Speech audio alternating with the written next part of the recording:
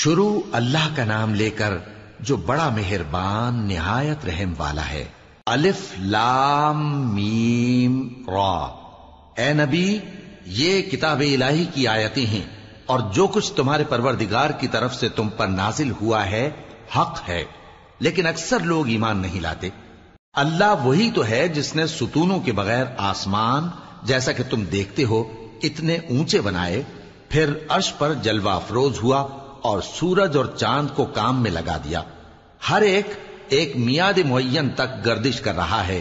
وہی دنیا کے کاموں کا انتظام کرتا ہے۔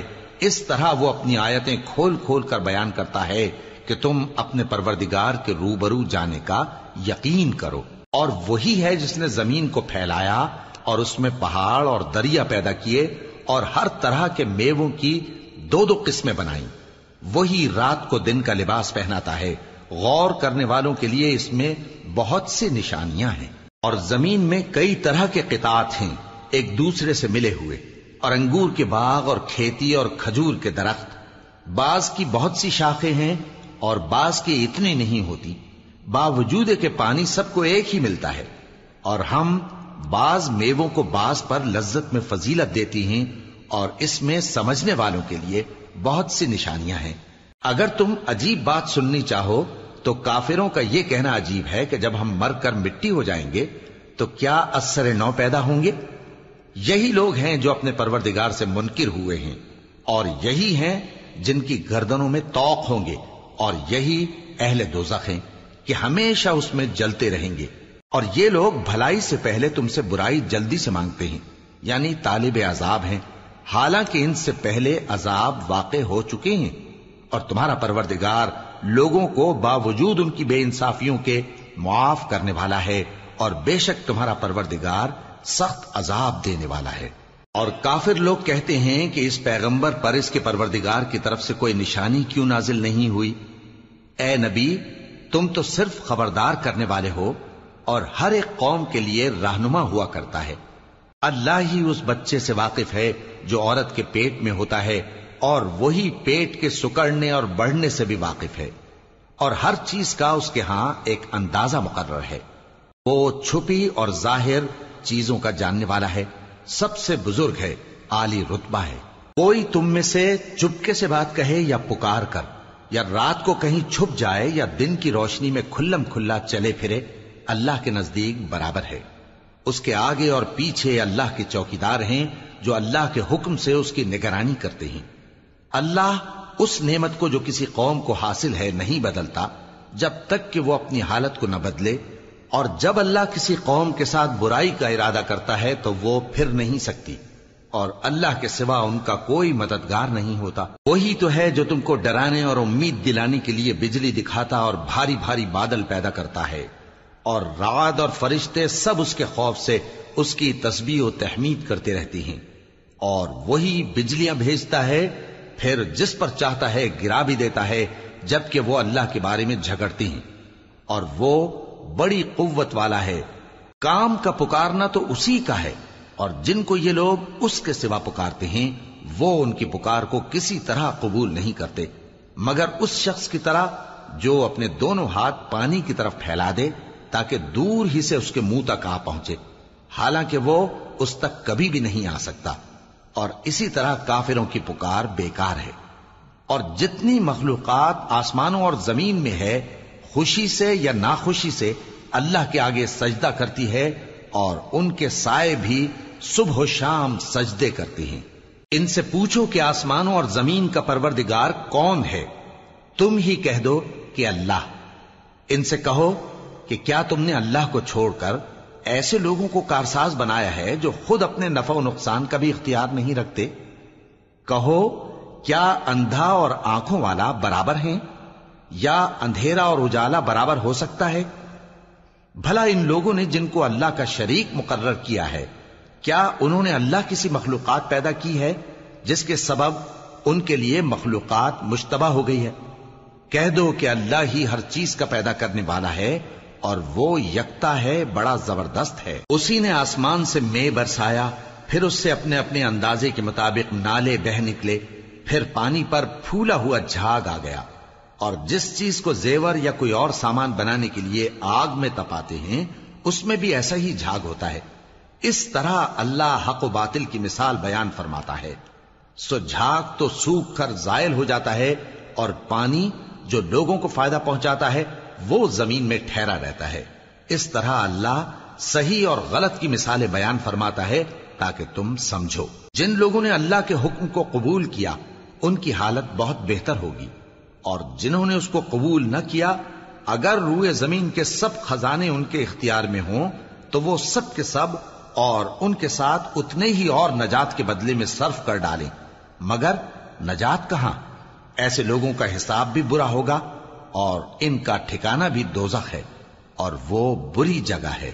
بھلا جو شخص یہ جانتا ہے کہ جو کچھ تمہارے پروردگار کی طرف سے تم پر نازل ہوا ہے حق ہے، وہ اس شخص کی طرح ہے جو اندھا ہے، اور سمجھتے تو وہی ہیں جو عقل مند ہیں، جو اللہ کے عہد کو پورا کرتے ہیں اور قول و قرار کو نہیں توڑتے، اور جن رشتوں کے جوڑے رکھنے کا اللہ نے حکم دیا ان کو جوڑے رکھتے اور اپنے پروردگار سے ڈرتے رہتے اور برے حساب سے خوف رکھتے ہیں. اور جو اپنے پروردگار کی خوشنودی حاصل کرنے کے لیے مصائب پر صبر کرتے ہیں اور نماز پڑھتے ہیں، اور جو مال ہم نے ان کو دیا ہے اس میں سے پوشیدہ اور ظاہر خرچ کرتے ہیں اور نیکی سے برائی کو دور کرتے ہیں، یہی لوگ ہیں جن کے لیے عاقبت کا گھر ہے، یعنی ہمیشہ رہنے کے باغات جن میں وہ داخل ہوں گے، اور ان کے باپ دادوں اور بیویوں اور اولاد میں سے جو نیکوکار ہوں گے وہ بھی بہشت میں جائیں گے، اور فرشتے بہشت کے ہر ایک دروازے سے ان کے پاس آئیں گے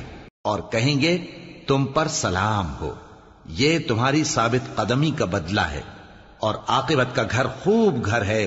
اور جو لوگ اللہ سے پختہ عہد کر کے اس کو توڑ ڈالتے اور جن رشتوں کے جوڑے رکھنے کا اللہ نے حکم دیا ہے ان کو قطع کر دیتے اور ملک میں فساد کرتے ہیں، ایسوں پر لعنت ہے اور ان کے لیے برا انجام ہے.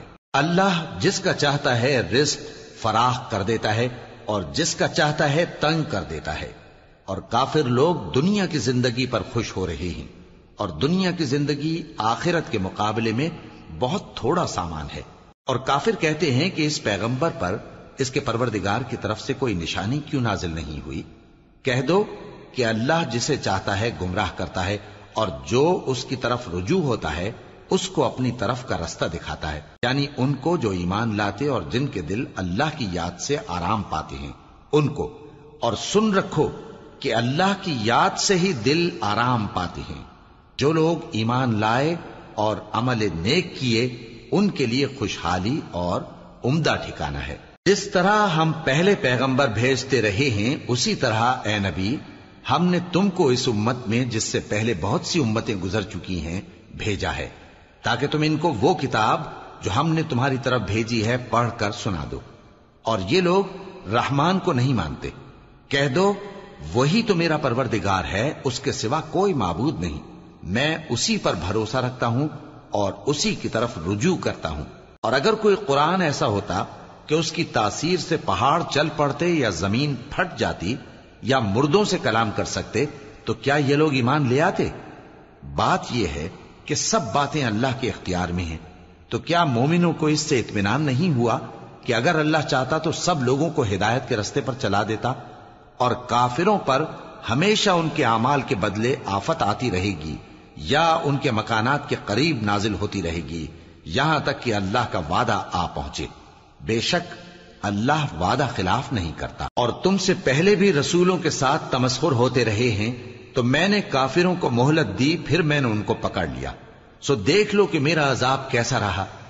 تو کیا وہ جو ہر شخص کے اعمال کا نگراں و نگہبان ہے وہ بتوں کی طرح بے علم و بے خبر ہو سکتا ہے؟ اور ان لوگوں نے اللہ کے شریک مقرر کر رکھے ہیں. ان سے کہو کہ ذرا ان کے نام تو لو. کیا تم اسے ایسی چیزیں بتاتے ہو جو روئے زمین پر ہیں اور اسے معلوم نہیں، یا تم لوگ محض سطحی بات کی تقلید کرتے ہو؟ اصل یہ ہے کہ کافروں کو ان کے فریب خوبصورت معلوم ہوتے ہیں اور وہ ہدایت کے رستے سے روک لیے گئے ہیں.